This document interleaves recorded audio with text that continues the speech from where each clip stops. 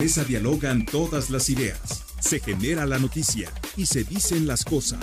Cara a cara, la información clara y precisa en voz de sus protagonistas. Cara a cara, con Enrique Tusain.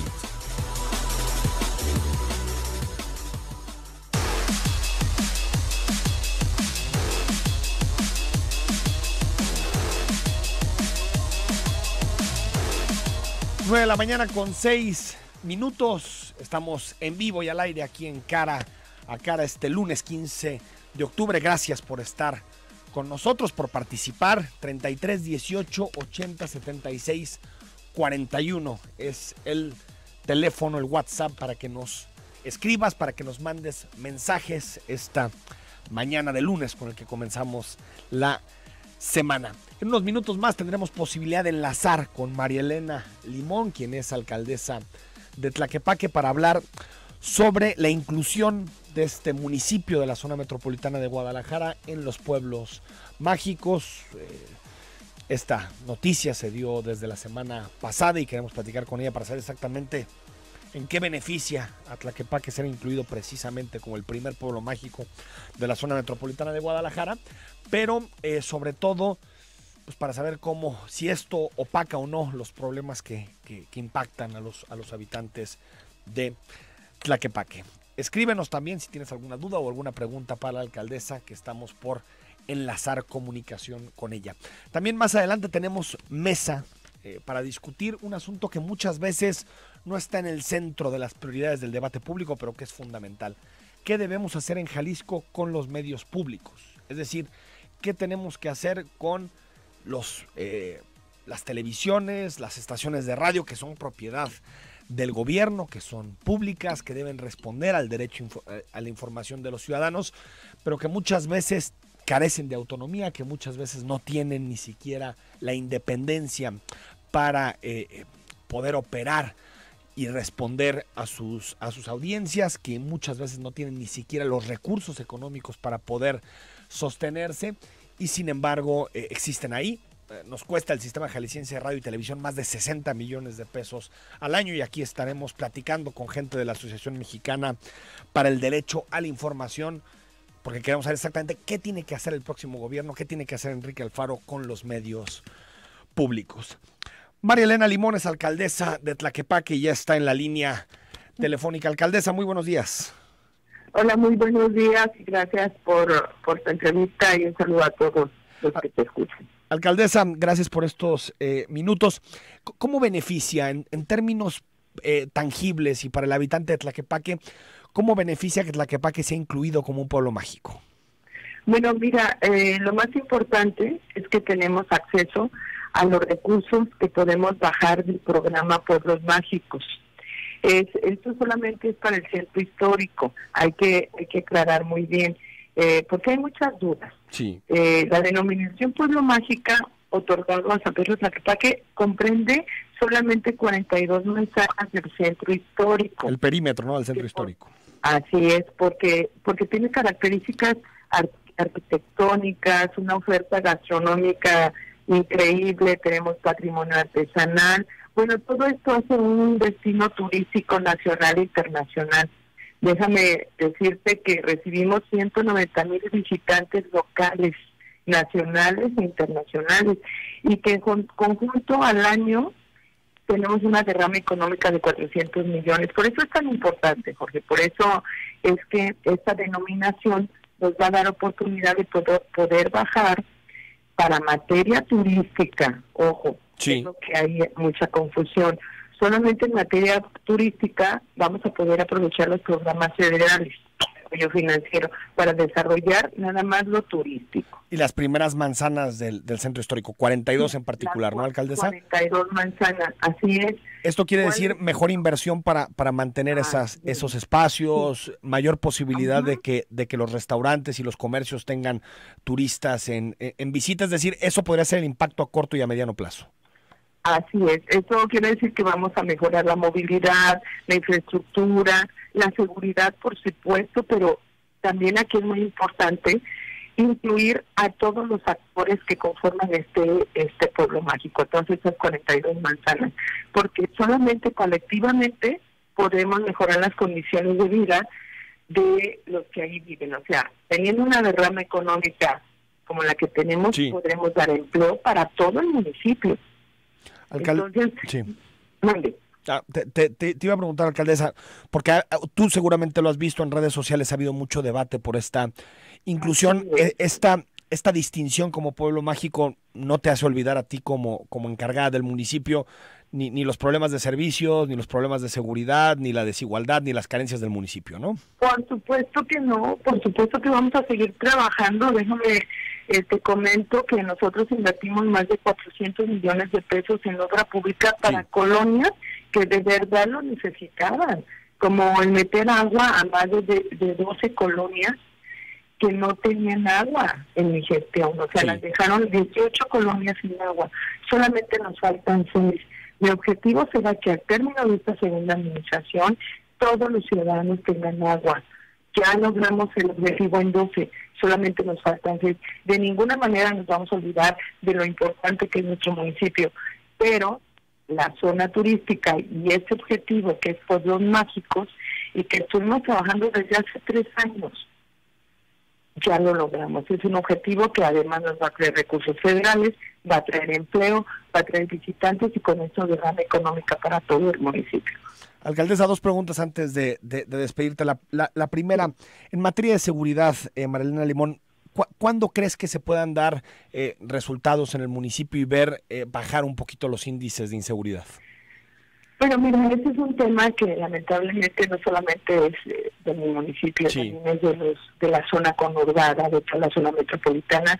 Yo tengo mucha fe y estamos trabajando ya en coordinación con el gobernador electo para hacer de verdad todo lo que es la zona metropolitana, una seguridad metropolitana, que todos estemos en comunicación, que estemos en coordinación, porque lamentablemente con este gobierno no tuvimos una coordinación suficiente. Nosotros ya iniciamos, tenemos un nuevo comisario, está trabajando, es totalmente operativo, está haciendo la policía de proximidad, estamos visitando las colonias. En estos días que van de este mes hemos visto muchos cambios, hemos recuperado vehículos, hemos tenido varios detenidos. Parece que vamos a trabajar mucho mejor ahora en este periodo. Terminar 2019 con mejores indicadores es un objetivo de tu administración, ¿no? Por supuesto. No nos vamos a cruzar de brazos, al contrario, tenemos la experiencia, conocemos nuestro municipio y ten la seguridad que todos nuestros esfuerzos van dirigidos principalmente a seguridad pública. Está la propuesta de crear una policía única metropolitana, es decir, un cuerpo integrado a escala de la ciudad. ¿La alcaldesa de Tlaquepaque está a favor de esto? Sí, siempre proyecto que sea o como se llame, que sea para mejorar la seguridad pública, estoy de acuerdo en ello. Creo que en la seguridad fallamos todos y es un tema pendiente que tenemos que sacarlo adelante. Alcaldesa, gracias por tu tiempo, un saludo. No, al contrario, un saludo a todos y pues que vengan a visitar a Tlaquepaque. Seguro que sí, muchas gracias.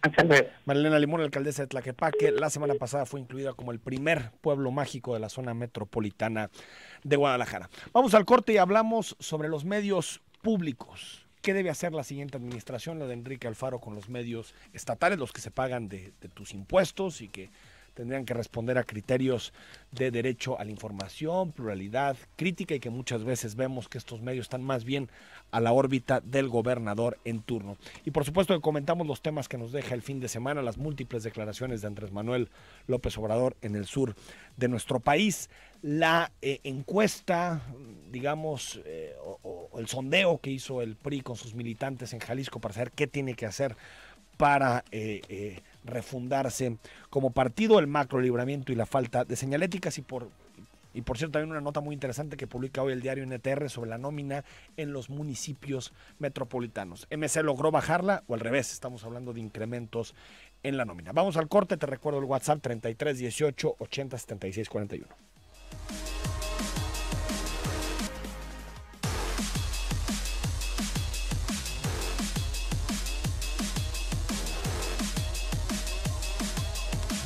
De la mañana con 18 minutos. Gracias por estar con nosotros, por sintonizarnos. Si nos quieres mandar mensajes, hablamos ahorita con la alcaldesa María Elena Limón. Ya Tlaquepaque será pueblo mágico en los próximos días, pero eso no quita los graves problemas que tiene el municipio, que nos aceptó la alcaldesa: desigualdad, inseguridad, pobreza, marginación. Casi el 3% de los habitantes de Tlaquepaque, no tienen agua entubada. Es decir, eso no quita los graves problemas que tiene el municipio de Tlaquepaque. Y hoy hablamos sobre medios públicos, un tema que no ocupa el centro de los debates a nivel estatal, pero que es fundamental para tener una sociedad con mayor nivel de democracia, de rendición de cuentas.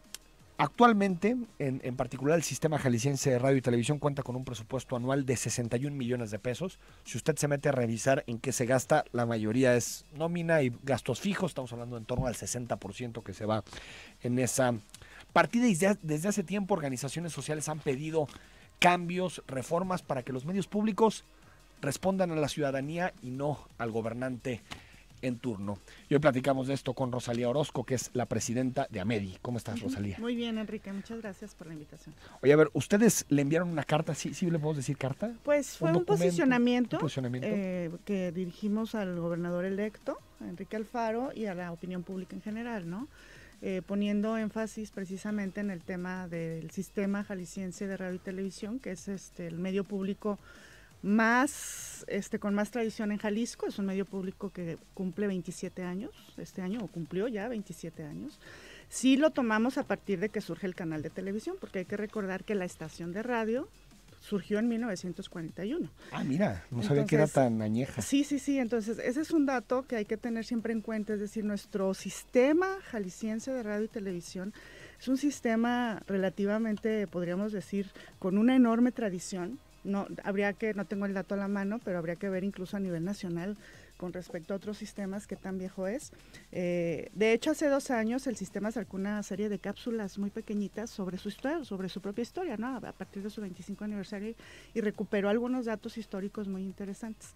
Entonces, digo esto para darnos una idea precisamente de la importancia que tiene el sistema para nosotros. Y en la historia de medios en Jalisco, pues es un medio muy importante porque, por ejemplo, en los años 70, Yolanda Zamora, si mal no recuerdo, fue por ahí en esos años, empezó con un pequeño noticiero cultural. Fue el primer noticiero cultural en Jalisco, ¿no? Entonces, y esa es una vocación particular precisamente de un medio público, es decir, dar espacio, voz, y tener una agenda que generalmente no tienen los medios comerciales, ¿no? Que no les interesa. Es decir, la cultura es uno de los temas que no les interesa. Entonces, el Sistema Jalisciense, precisamente en temas culturales, ha sido un medio ejemplar en ese sentido, ¿no? En temas culturales. Claro, hace algunos años... Sobre todo cultura local y regional, ¿no? De Jalisco. Sí. También, bueno, está Radio Universidad de Guadalajara, que también tiene muchos años, que es público también, y el canal Carbó 44, que surgió hace pocos años. Pero bueno, hablando del sistema como tal jalisciense, que depende enteramente del Estado, que es un sistema desconcentrado que actualmente depende de la Secretaría de Cultura, que ahí nosotros cuestionamos un poco eso porque precisamente la cultura queda rezagada siempre, en presupuestos, en políticas públicas. Siempre es lo último. Bueno, siempre, exactamente. Recuerdo, ¿no? que Aristóteles en una glosa prometió que llegaría al 1% de presupuesto para la cultura en el Estado y pues ni siquiera lo alcanzamos. Hay que recordar que el presupuesto estatal son poco más de 108 mil millones de pesos.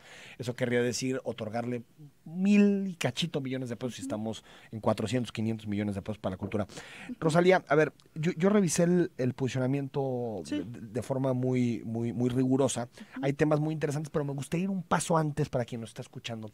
¿Por qué hay que gastar en medios públicos? Porque tú sabes que es un debate mundial. Los gringos dijeron mejor no, los europeos han apostado casi todos y sus televisiones públicas son las más fuertes de cada uno de sus países. ¿Por qué tenemos que gastar 61 millones de pesos en un medio público? Pues porque el medio público es de nosotros, el medio público es de todos los ciudadanos. Para empezar, el medio público opera con nuestros recursos y el medio público, incluso constitucionalmente, tiene la obligación de prestar un servicio de interés general. ¿Qué queremos decir cuando decimos un servicio de interés general?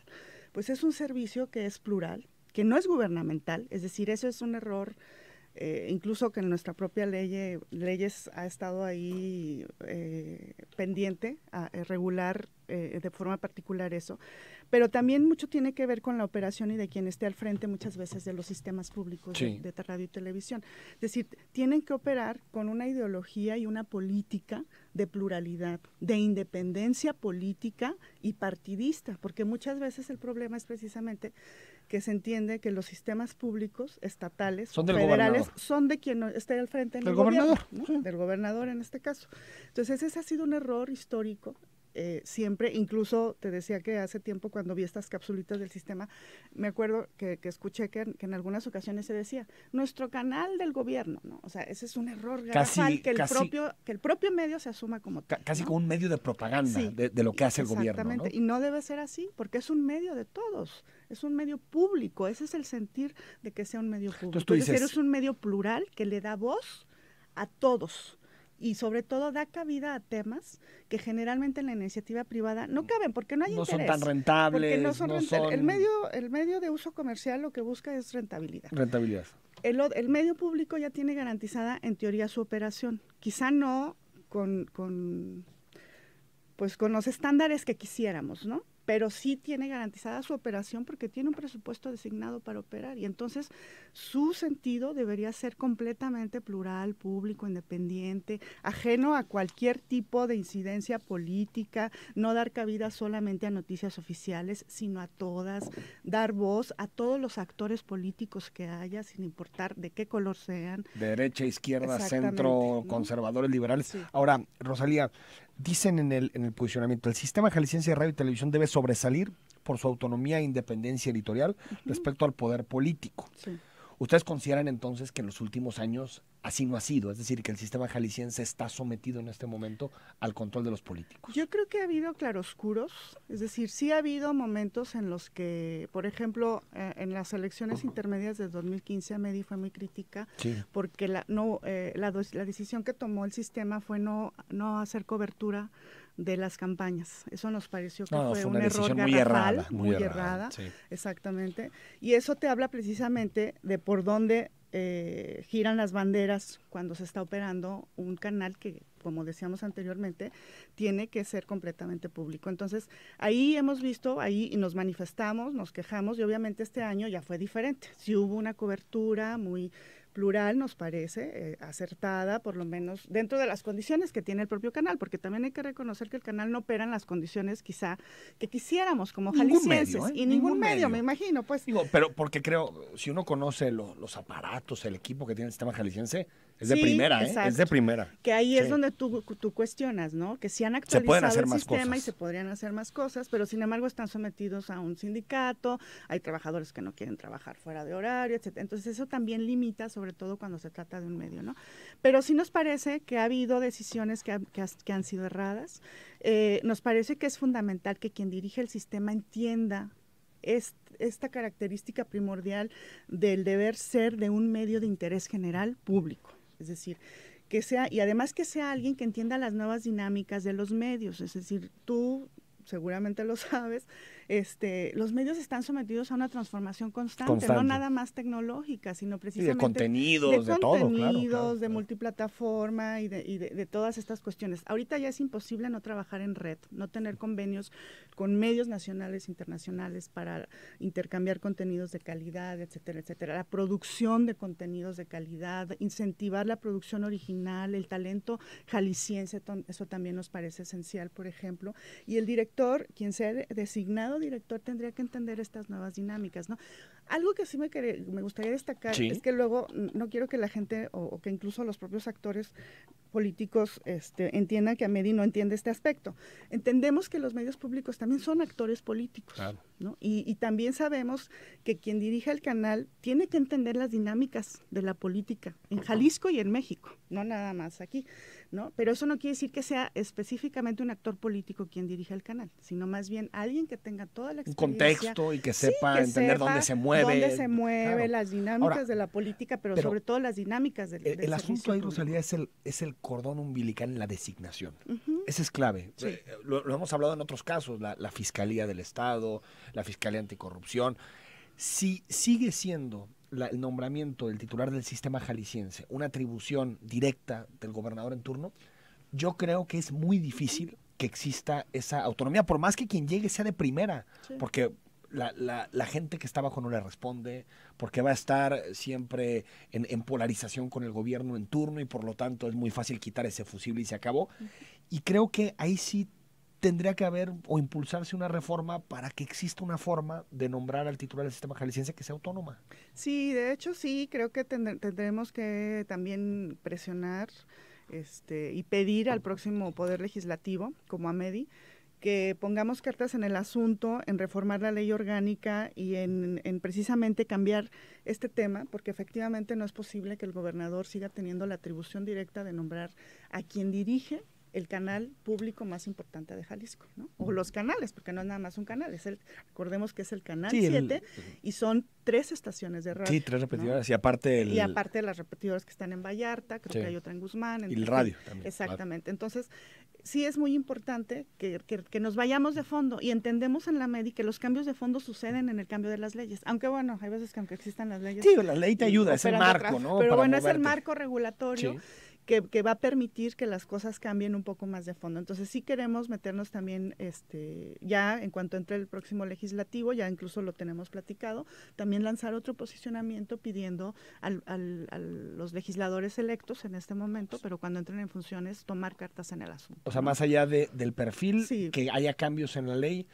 ¿Cómo hacen otros países, Rosalía? Porque tenemos, mucha gente no lo sabe, pero la BBC es una televisión pública. Sí, la BBC es una televisión pública que directamente les cuesta a los ciudadanos, es decir, el modelo británico tiene que ver con que cada ciudadano paga una cuota anual para tener servicio. Y cuando compra una tele, ¿no? Y que cuando es algo interesante. Pagan una cuota anual por hogar. Impuesto. Según tengo entendido, es un impuesto por hogar.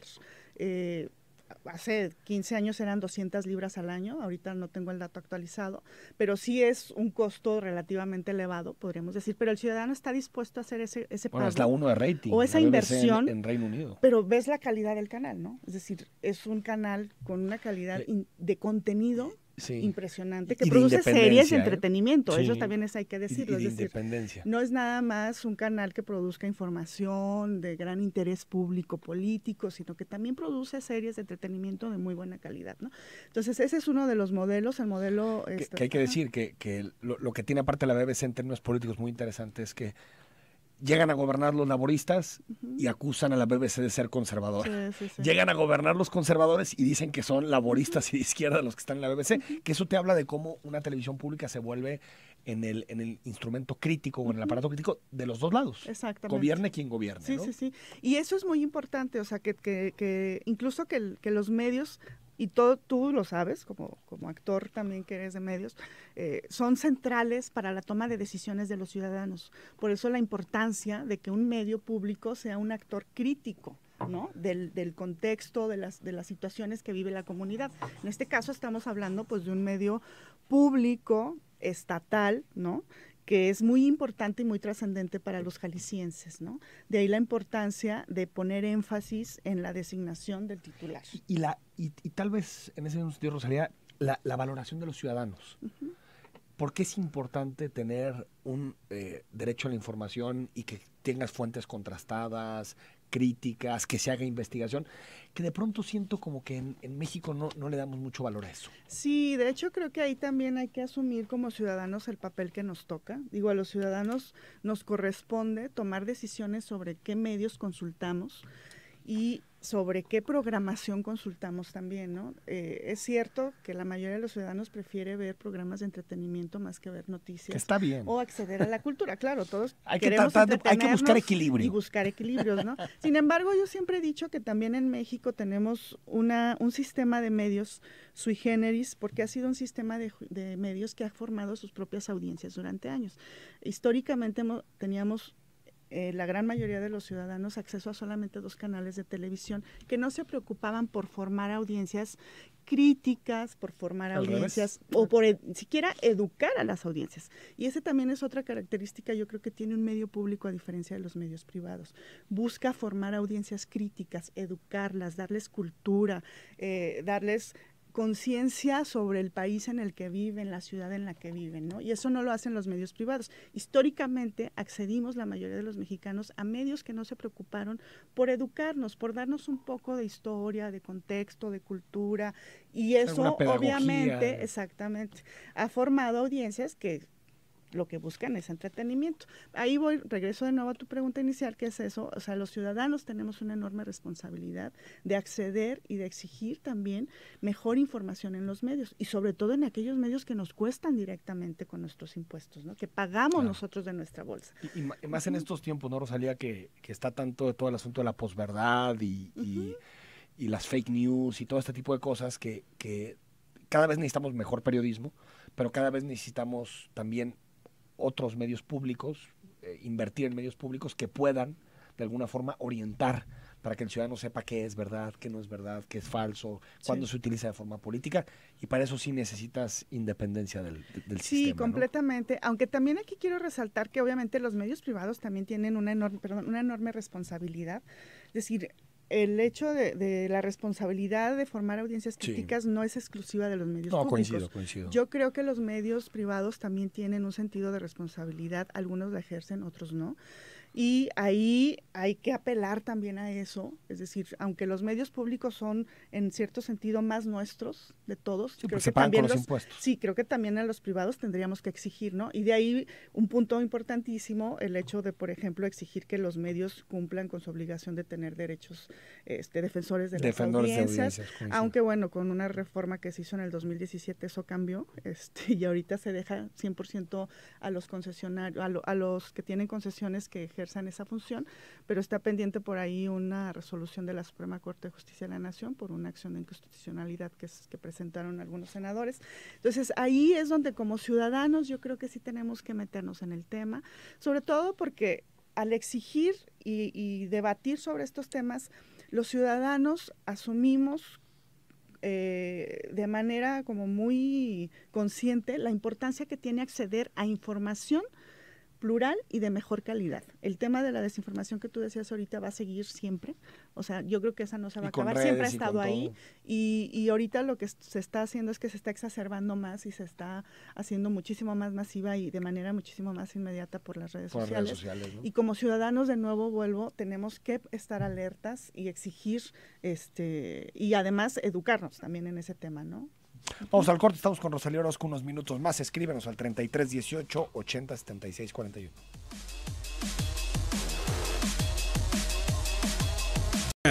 En el 91.5, zona 3.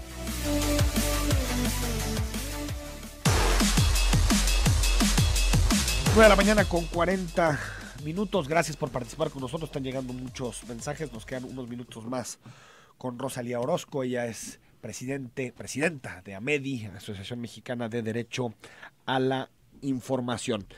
Otros temas que plantean en el comunicado, en el posicionamiento, Rosalía, por ejemplo, el hecho de, creemos que es necesario asegurar que el Instituto de Transparencia, Información Pública y Protección de Datos Personales disponga de lo necesario para atender sus obligaciones, incluyendo las relacionadas con la protección de datos personales. Esto tiene que ver con que no hay transparencia en el sistema. ¿Qué identifican o por qué este segundo punto? Bueno, en general nosotros el posicionamiento va muy dirigido a levantar la mano y a poner el dedo en el tema de los derechos a la comunicación y los derechos a la información en general. Y la transparencia para nosotros es un eje fundamental para ejercer esos derechos a la información.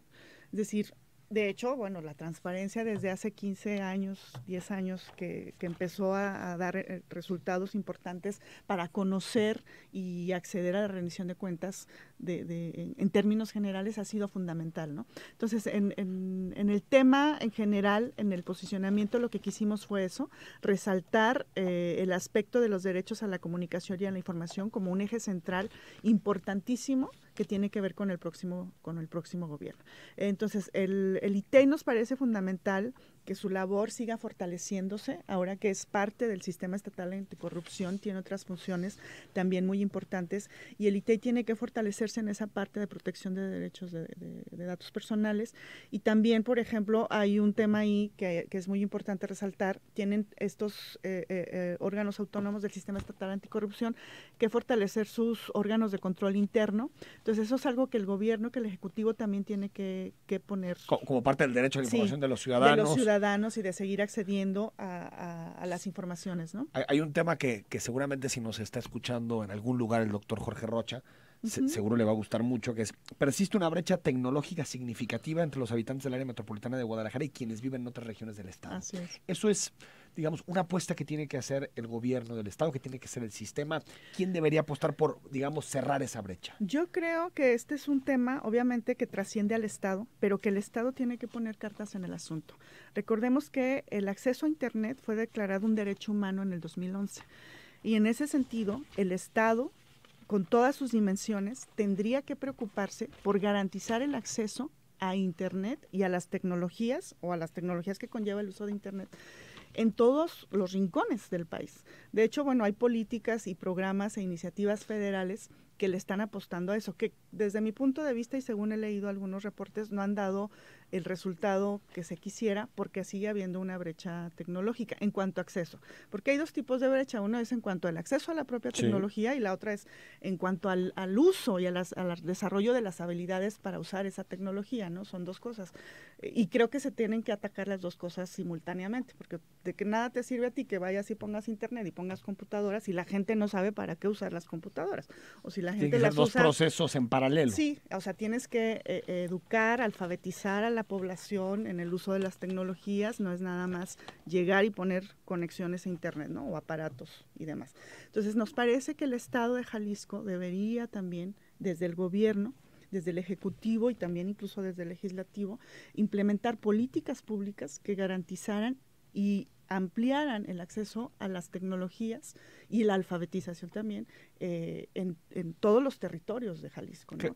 Sí hay regiones que están, no tengo ahorita los datos duros, pero sí hay regiones obviamente donde hay enormes discrepancias. No, incluso muy cerquita, vas a Puerto Vallarta muy conectado, exacto, te vas más bien en la carretera libre y te vas a encontrar espacios donde no existen ni siquiera conexión. Sí, las asimetrías están clarísimas en esa materia. Entonces creo que ahí sí el gobierno tendría que impulsar iniciativas, sobre todo porque es fundamental ya el acceso, ¿no?, a internet y a las tecnologías para todo. Un último tema antes de despedirte, Rosalía. La lana que gasta el gobierno en los medios de comunicación públicos, ya lo platicamos con el sistema, privados. ¿Qué debe hacer el nuevo gobierno para que, uno, no sean tan ofensivas esas cantidades como sucedieron en los últimos tiempos, en el sexenio de Emilio y en el sexenio de Aristóteles? Y si hay forma de pasar una iniciativa, hay una de Kumamoto que presentó en el Congreso, hay otras también de otras fuerzas políticas. ¿Qué hacer para que este dinero público no sirva para coartar la libertad de expresión?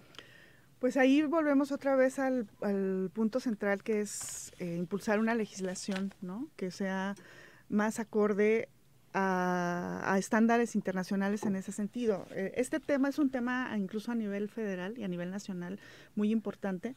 A nivel nacional creemos que está por derogarse la ley que se aprobó el año pasado. La ley Chayote. La ley Chayote, ¿no? Exactamente. Y incluso a MEDI Jalisco, en particular a MEDI Jalisco, a MEDI Nacional, también estamos participando en un colectivo que se llama Medios Libres para impulsar una nueva iniciativa que se llama Iniciativa de Ley para Regular la Publicidad Gubernamental o la publicidad oficial. Ya no se llama de comunicación social, porque sí creemos que hay que separar estos dos conceptos, ¿no?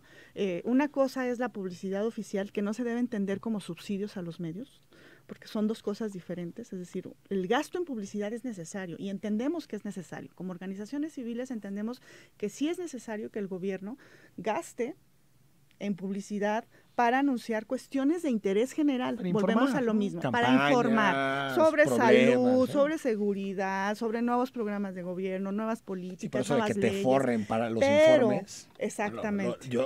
No vivimos en el Estado de México y de verdad no me puedo meter una sola página en donde no me salga Alfredo del Mazo comiendo con una señora y hablando del salario rosa. Exactamente. Entonces, en la ley se tiene que regular que no se use la imagen personal para las campañas de tipo oficial del gobierno, por ejemplo.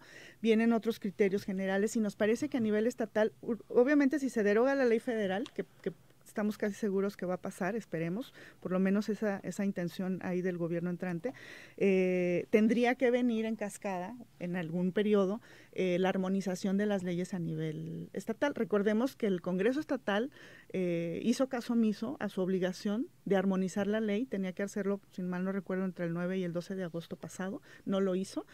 AMED y Jalisco apoyó una iniciativa que presentó Pedro Kumamoto porque nos parecía que incluía temas que eran muy importantes y que resaltaba y que tocaba aspectos que eran trascendentes para regular estos temas en Jalisco.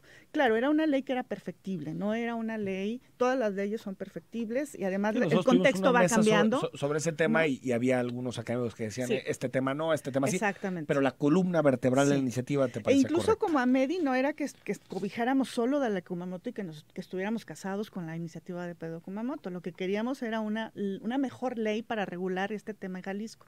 Entonces lo que nosotros decíamos era, no importa que se tomen diferentes aspectos de las diferentes leyes en el sentido de que sea una ley acorde con los estándares que vayan encaminados precisamente a regular este tema y pensando siempre en el interés general, no en el interés particular del gobierno de publicitar mi imagen o mis campañas solamente, sino pensando en el interés general sobre el tema de cómo publicitar y hacer comunicación desde el Estado. Porque creo que la ley de austeridad avanzó sobre todo en el asunto del monto, del monto total. Creo que se me va la cifra porque creo que lo máximo que puede gastar el gobierno en comunicación es 0.3%. Pero después le encontraron cómo darle la vuelta a la legislación, sobre todo con las 3 salvedades que tiene la ley, que es Fiscalía, Protección Civil y Salud. Son los 3 temas en donde hay ampliación automática de relación con comunicación. Exacto. Y digamos que este es un debate más completo. El otro solo tenía que ver con el monto que va a comunicación social, ¿no? Sí, bueno, y estaremos atentos. Te adelantaba ahorita que se está trabajando ya una iniciativa a nivel federal que va muy acorde en esto, incluso creemos que sí es una iniciativa vanguardista que incluye estándares internacionales. Esperemos que se dé a conocer esta semana a través del colectivo Medios Libres y que sea impulsada por una enorme cantidad de medios independientes, que también ese es otro tema. Obviamente los periodistas y los medios independientes han levantado la mano y nos parece muy bien que levanten la mano y den su opinión, porque algo que ha pasado precisamente en los últimos años hemos visto que estas grandes y enormes cantidades de dinero a nivel estatal y a nivel federal se han ido directamente a los grandes monopolios de medios o a los medios más poderosos de México y que son aliados, así tal cual, aliados y cómplices del gobierno en turno para afectar los derechos a la información y a la comunicación de los ciudadanos, porque mucha de esa información llega parcial, llega manipulada, no hay información crítica sobre el gobierno en turno en la mayoría de estos medios, que son los medios más consultados y más leídos por la mayoría de los ciudadanos. Entonces, esa es una enorme afectación, ¿no? Entonces, los medios independientes obviamente están levantando la mano y los periodistas diciendo, oigan, ¿no? O sea, queremos que el pastel se reparta de forma más equitativa y con otros criterios, ¿no? Que no sea nada más el criterio del rating y el medio más visto, sino de otros criterios que tengan que ver con elementos de calidad de los medios también, ¿no? Rosalía, gracias por haber estado con nosotros. No, al contrario, muchas gracias a ti, Enrique. Un gusto. Nos vamos al corte, leemos tus comentarios y también abordamos algunos de los temas con los que comenzamos esta semana. 9:53 a.m. Richard, que nos manda un mensaje. Buenos días, feliz lunes, muchas gracias, Richard. Fátima Rueda, buen día, el tren detenido en Avenida Inglaterra y López Mateos de sur a norte, gracias por el reporte, Fátima. Pati Alcalá, buenos días. La hora nacional debería ser un espacio de información pública, política, con un enfoque educativo y crítico. Saludos, Pati Alcalá. Sería una buena transformación de la hora nacional, que ya es muy, muy aburrida, ya casi nadie lo sigue, pero sí, deberíamos de proponerlo, que sirviera para formar mejor ciudadanía. Gracias, Pati. Delia Colmonero. Y pasando a otros temas, y las becas escolares de Tlaquepaque en las primarias, que no se haga pato. Guadalajara sí apoya. Le vamos a pasar a su gente de comunicación estos temas. Hay mucho sobre Tlaquepaque. 3896, Enrique, mejor deberías de invitar a Marilena Limón a tu programa y que responda a los cuestionamientos de los ciudadanos y que dé la cara por las calles que tiene llenas de hoyos. Prometido 3896 que le extenderemos la invitación para que venga una entrevista larga y responda a todos los cuestionamientos de la ciudadanía. Buen día, me llamo Fidel. ¿Por qué la alcaldesa no arregla las calles así como se tunea ella con tanta operación? Son un asco las calles, sobre todo en Santa María Tequepexpan. 3994, buenos días, Enrique. Me pregunto por qué no cuestionarle a la alcaldesa de Tlaquepaque respecto al delicado caso de corrupción que se acaba de suscitar, aparte de sus principales asesores al pedir $500,000 a empresarios como condicionantes para poder quitar los sellos de clausura. Bueno, pues porque desde la semana pasada realizó una investigación con relación a este tema y lo que acusaron este grupo de empresarios, que por cierto tienen una fábrica en el municipio que se ha quemado un par de veces, lo que acusaron no tienen forma de probarlo. Entonces yo creo que algo que tenemos que hacer también desde el periodismo es darle seriedad a quien haga acusaciones con sustento, con papeles, con documentos, y no que simplemente lance acusaciones para que abran su negocio de nuevo. Me parece que es importante que le demos seriedad a la información, sobre todo cuando existen pruebas, pero cuando no existen pruebas, pues no. Alberto Cuervo, qué risa me da que lo que fue Pueblo Mágico, las personas que lo nombraron no se den una vuelta a todo el municipio, porque Tlaquepaque no da más, el Parián y sus alrededores, y esta señora no hizo nada y tuvo el descaro de volverse a reelegir. Pues ella no tuvo el descaro de Alberto, pues al final fueron los habitantes de Tlaquepaque los que votaron porque se reeligiera. Fernando, buenos días, para reportar un retén pirata. 2 motociclistas de vialidad están en Avenida San Gaspar, casi al cruce con calle Mascota. Gracias por el reporte y ahorita lo rebotamos. Edgar Rodríguez, buenos días. Pregunta, ¿se puede hacer para Limón de que sea? No sé que la licenciada Limón se preocupe en poner pueblos mágicos en mi colonia y baches. Hable con el director de bacheo. Bueno, muchas quejas por los baches en Tlaquepaque. Buenos días y felicidades por el programa. Me da tristeza el otorgamiento de Tlaquepaque, ya que estaba San Gabriel en la competencia y la verdad, ese sí es pueblo y todo lo hace para ser mágico. En Tlaquepaque ya no lo es y solo sería una zona de 42 manzanas, lo que señala. Gracias, Jaime, por tu comentario. Salvador, con el nombramiento de pueblo mágico del centro de Tlaquepaque, ¿qué tipo de distintivos o adecuaciones harán en las calles?